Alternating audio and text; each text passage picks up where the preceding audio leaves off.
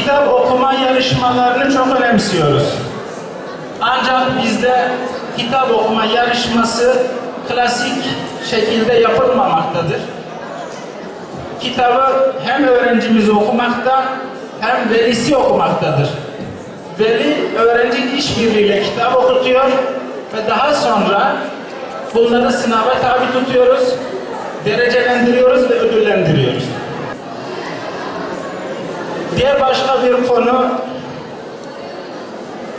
Kaybolan Değerler adı altında başlattığımız ve devam eden çalışmalarımız var.